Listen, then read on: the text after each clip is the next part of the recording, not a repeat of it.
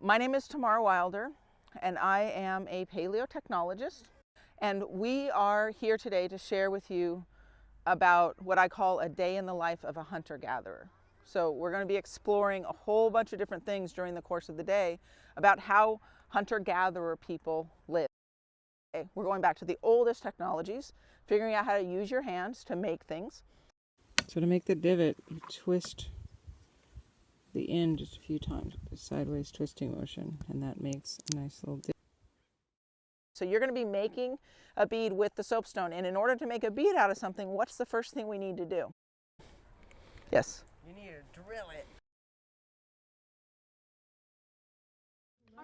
So your sandstone is your abrasive stone. That's your sander, that's your grinder. Like all these rocks over here, if you touch it again, you can pick them up. Oh, that's so cool. Throw them around, don't throw them back up, just be careful. Oh, I should put some indents on this one. That'd be cool. Just experiment.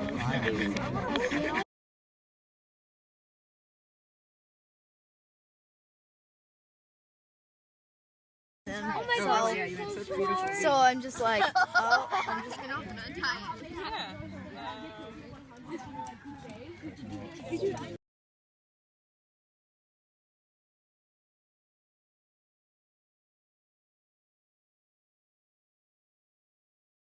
Fun because you're working with a team. When you buy pine nuts in the store, they're like $25 a pound. Let's take a shoe the nut.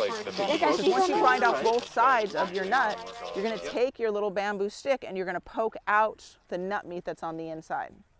Actually thinking about if you were an early human and this was your job, right?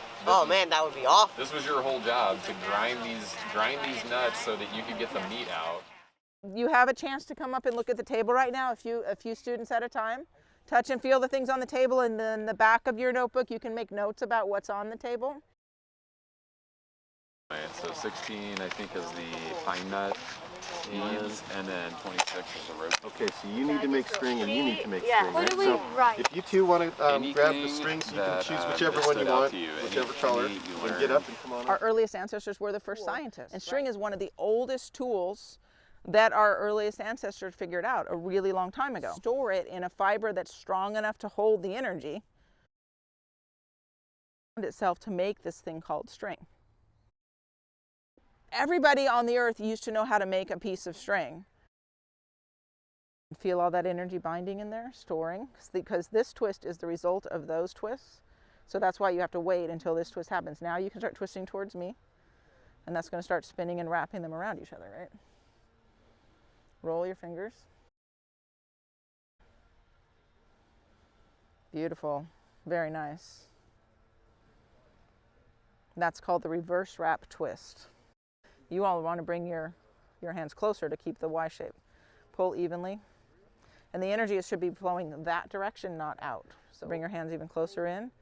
Keep that Y shape all the way until the very end. And then we're there. And then you're going to tie your overhand knot.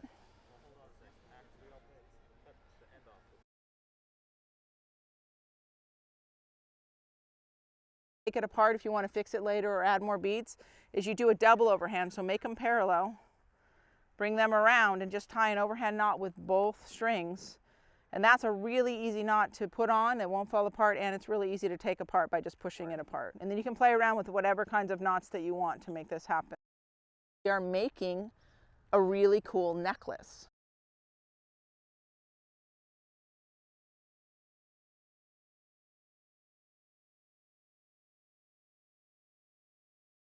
This card shows all the different stepping stones or building blocks on the way to making a rope. You're spinning to the right, so learn how to throw your energy, okay? Good job. Practice a little bit.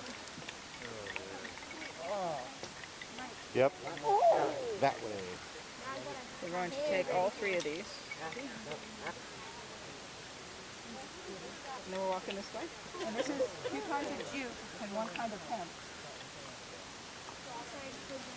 I know we did this earlier, but then it's like, this is like 10 times bigger. Yeah.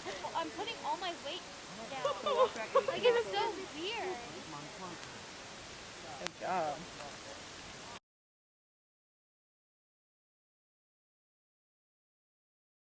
so you guys start spinning towards the right this way. Good job. Good job. Spin as fast as you can. He's spinning. Okay, now somebody comes down here and takes over the water skier. We shift everybody down one job. Take over the water skier. Then I take over your job. Exactly. Yeah, you're going to go down over there. And now we're going to freeze for 1 minute. Freeze. We're at the midway point, so we have enough energy here, so you guys need to not spin so fast. So slide your handles out of your spinner and put your handle on the ground, and then just hold the spinner and make it go straight out from the rope, and then just twist it by hand now, okay? Yeah, so you're just pushing up on the antler. You see how it's making the triangles happen? It's those two angles, those 3 strings and 3 triangles that makes this work. And all we're doing is guiding, right? We're making that happen. Geometry. Excellent, excellent. So we keep the triangle going. Now we can take the antler away. You got to be on your knees. So you guys have to make that 3-sided triangle happen, right? So lower on this one. Good job. Do you see how it's exactly 3 of the strings that we did? Lower on your hand. This one higher. Yeah. You see how it's 3? It's 1, 2, 3 triangle. Exactly what we were doing string making. Look at the rope locks together and the energy gets bound in there and it doesn't come apart. But now we're going to tie an overhand knot. Saw back and forth. You want to be in it?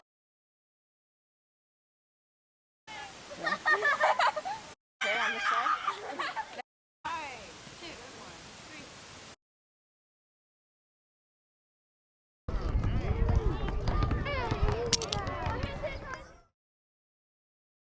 The way these bones work is that they've got 4 ways that they usually land. And you roll, and you have 3 rolls to get them all the same. And I got the horse on the 3rd roll. So that means I got what I call a Yahtzee. So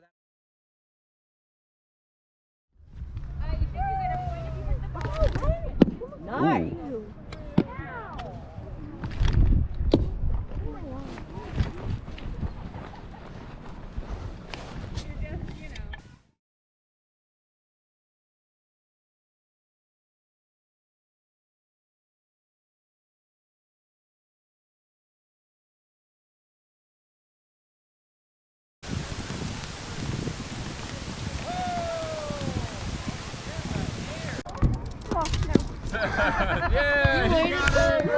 You got both. That's right. Woohoo! Well done.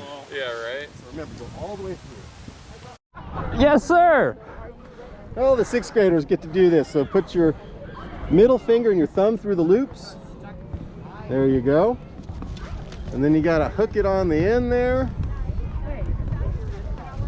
And then you swing forward and use your pincher fingers, yep, and grab it and push down a little. There you go, and it's locked. So now you want to you step forward and throw it right there, and you want to be aiming right at the box when you're done. Nice!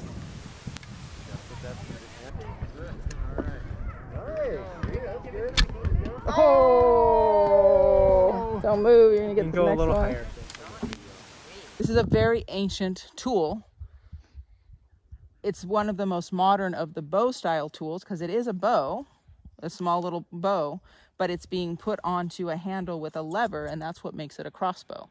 And in ancient China, they figured out how to do this, and it was a very important new development. Yeah. Okay. People have been How do you make the rabbit. So you set your string first. in One the knot? finger on each. Yep. Good. On either side. In the knot? Yes, in the notch. Now it's loaded. Well, it's not loaded, but it's set. So don't point it at anything but the target or the ground. Don't put it all the way to the back so it's not touching the string, but right there. Perfect. And then aim. Oh yeah, how was that? Did you get close? You did? Nice. Good. And now we're going to try to make the fire.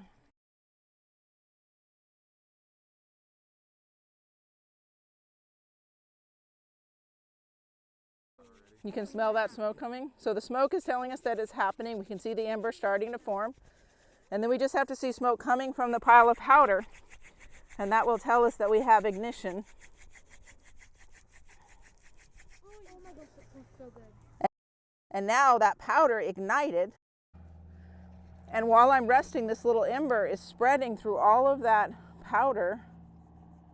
And I can lift it into my tinder bundle and I slide it together. I'm feeding it fuel, I'm feeding it oxygen.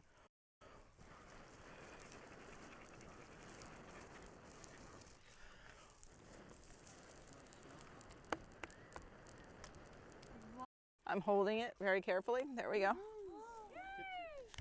That's why you don't want to do this without knowing what you're doing, okay? We have our fire.